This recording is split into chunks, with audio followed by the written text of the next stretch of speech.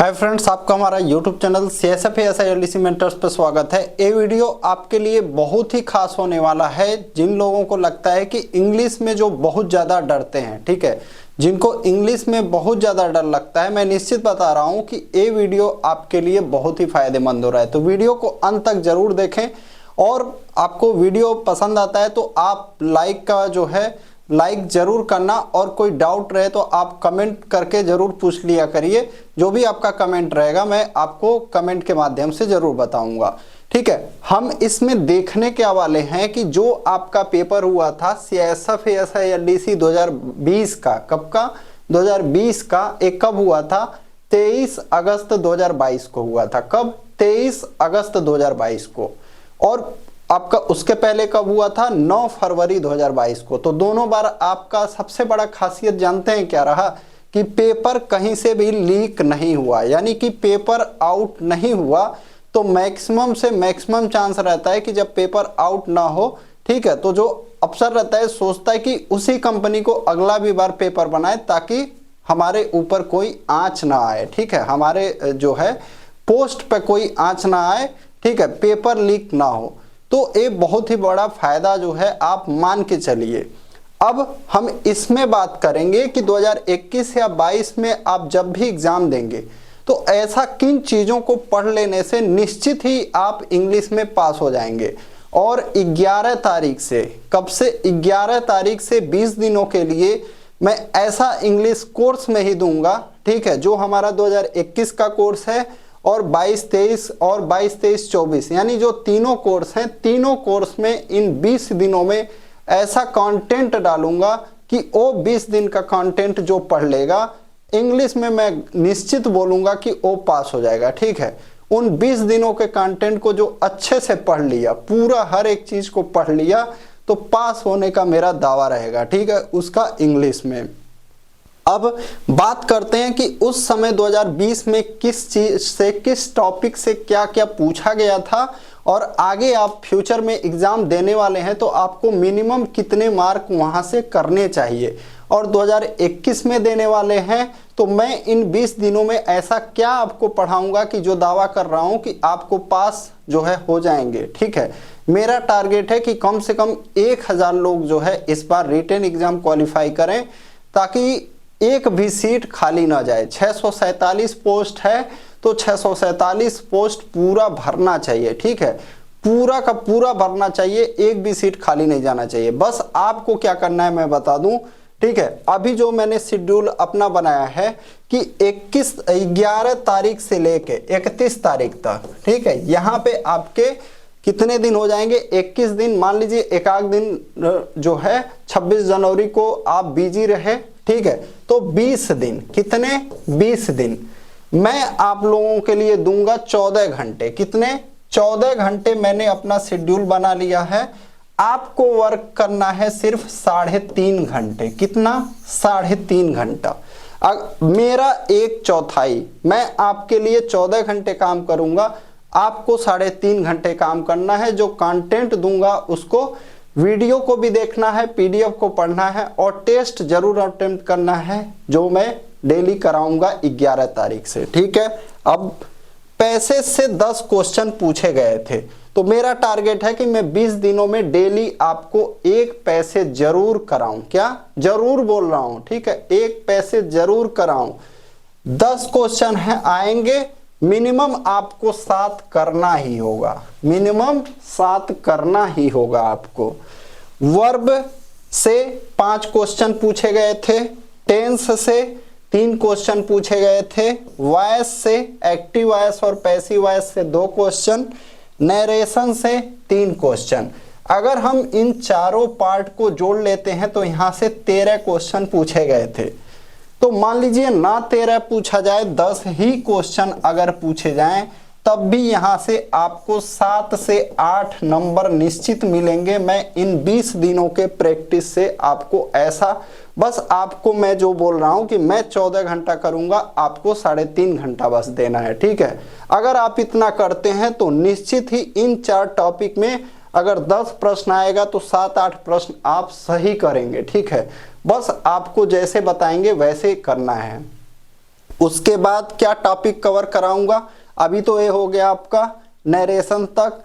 फिर एडवर्ब और प्रीपोजिशन पे एग्जाम लेने वाला बहुत फोकस कर रहा है। एडवर्ब से 2019 में 3 क्वेश्चन पूछा गया था, 2020 में 2 क्वेश्चन। प्रीपोजिशन से 2019 में भी कई क्वेश्चन पूछे गए थे, 2020 में 6 क्वेश्चन।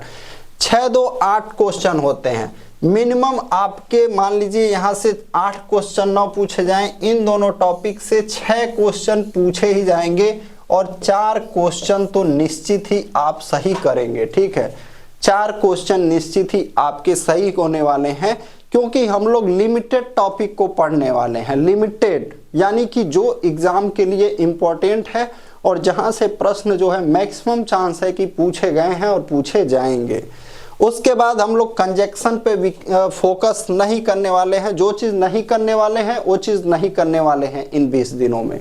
ठीक है, हमें जो करना है, जो पढ़ना है वही हमें पढ़ना है। जो चीज़ नहीं पढ़ना है तो एकदम नहीं देखना है। ठीक है, ऐसा लालच में नहीं पढ़ना है कि लाओ कंजक्शन भी देख लेते हैं। जिनका हालत स्थिति नहीं सही है, ठीक है, इंग्लिश में, वो इन सब चीज़ों को लालच में नहीं फंसेंगे। ठीक है, उसके बाद मैं बता दूं वन वर्ड सब्स्टिट्यूशन और इडियम एंड फ्रेज। एक क्वेश्चन आपका वन वर्ड पैसेज में भी था, अगर उसको जोड़ दूं तो 6 क्वेश्चन पूछे गए थे और इन 6 क्वेश्चंस में से 5 क्वेश्चन आपके वन वर्ड सिर्फ एक वीडियो से आए थे 2020 वाले एग्जाम में। 2020 वाले एग्जाम में मैंने एक 384 क्वेश्चन का वन वर्ड का वीडियो दिया था, वहां से 5 क्वेश्चन मैं स्क्रीनशॉट के साथ टेलीग्राम चैनल में डाला था कि 5 क्वेश्चन ये जो है आपके वन वर्ड्स के फंसे थे सिर्फ एक वीडियो से। किससे? एक वीडियो से, और वो वीडियो मुश्किल से 1.5 घंटे का वीडियो था, 384 वन वर्ड्स का। उसके बाद इडियम एंड फ्रेज, तो यहाँ से निश्चित आप मान के चलिए कि 8 क्वेश्चन लगभग पूछे जाएंगे वन वर्ड्स और इडियम से। कहाँ से? वन वर्ड्स और इडियम से।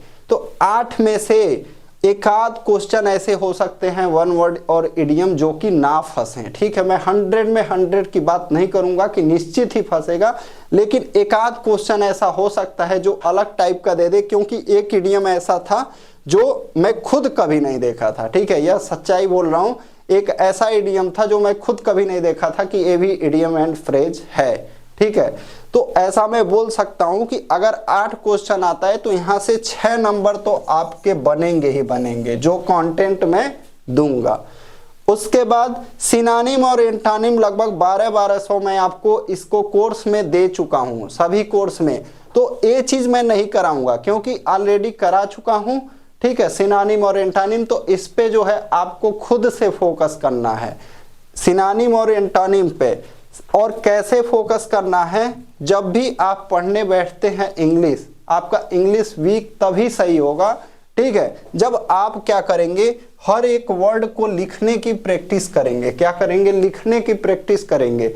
इंग्लिश जितना ज्यादा लिखेंगे उतना ही आपका क्या होगा, करेक्टली स्पेल्ड वर्ड ये सब आपका सही होगा। ठीक है, तो यहाँ पे आपको क्या करना है, खुद इन तीनों चीज पे, इस चीज पे फोकस आपको खुद करना है। क्या? इस चीज पे फोकस आपको खुद करना है, क्योंकि ये चीज मैं कंटेंट में दे चुका हूं। हाँ, करेक्टली स्पेल्ड वर्ड जो है जितना हो सकेगा मैं इस पे काम करूंगा। करेक्टली स्पेल्ड वर्ड इंपॉर्टेंट जो है आपको प्रोवाइड किया जाएगा।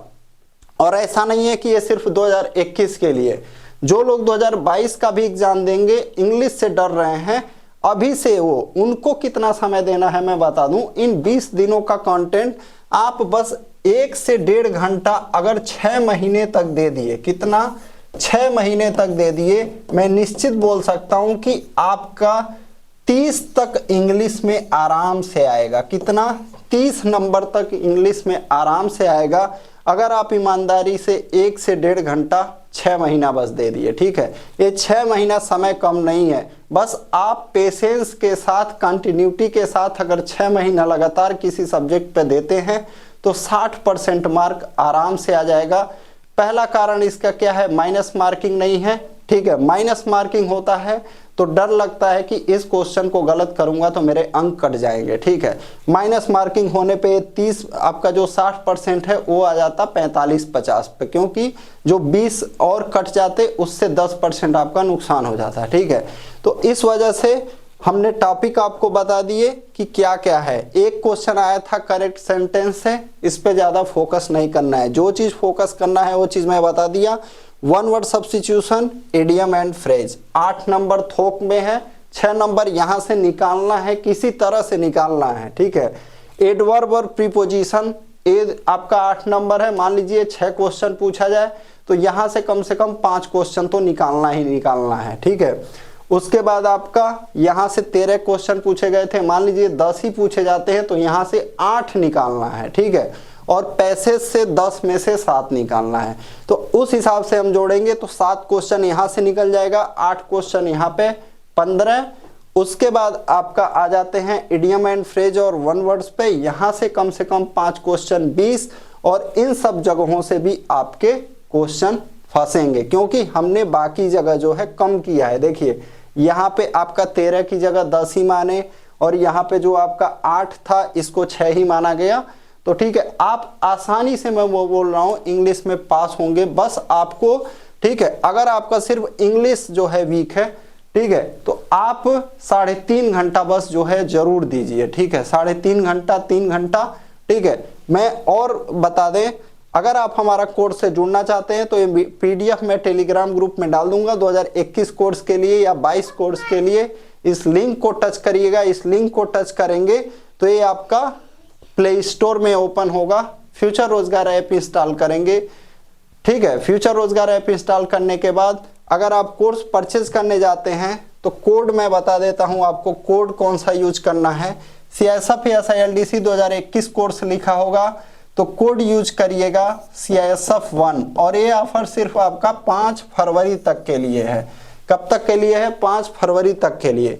अगर आप 22-23 वहां लिखा होगा 22-23 वो अगर आप यूज करते हैं कोड तो वहां पे यूज करिएगा CISF और बिना स्पेस दिए 2, और 22-23-24 का कोर्स परचेज करते हैं तो वहां पे यूज करिएगा CISF3।